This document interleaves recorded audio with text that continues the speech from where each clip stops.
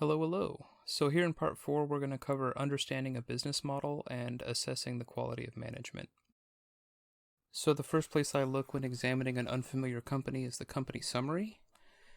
These are typically only a couple paragraphs long, but most of this information is going to come from the earnings call transcripts.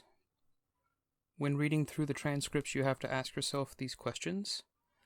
If you want to understand their business model, you need to ask, what kind of products and services do they offer? What do they do that attracts customers? Are they able to charge more than their competitors for similar services? Do they offer something that no one else does? Are they able to rely on word of mouth, or do they have to constantly advertise to stay relevant? Does their business model require large capital expenditures to stay in operation?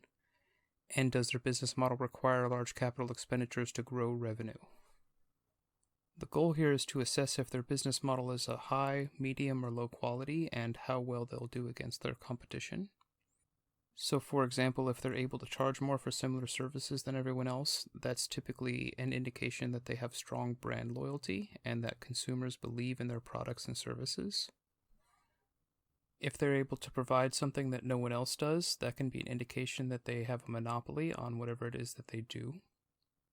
Being able to rely on word of mouth for most of their advertising is absolutely fantastic because it means that they won't have to waste money on advertising. And if the company can maintain and grow operations cheaply, those are also advantageous things to look for. Assessing the quality of management can be difficult. First place I go to for that is interviews. I also keep this in mind when I'm pouring through earnings call transcripts. So the first thing I ask myself is, do they set realistic goals and do they regularly meet them? I look for CEOs that underpromise and overdeliver, and I avoid CEOs that overpromise and underdeliver.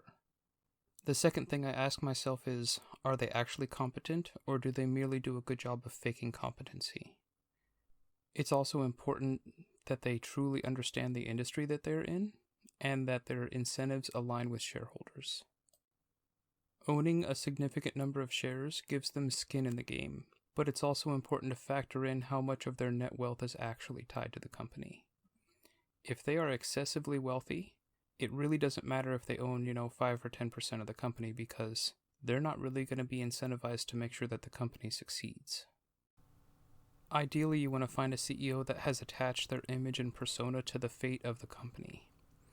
This is why I like founder CEOs. They have a large share count, and their reputation is tied to the success of the company.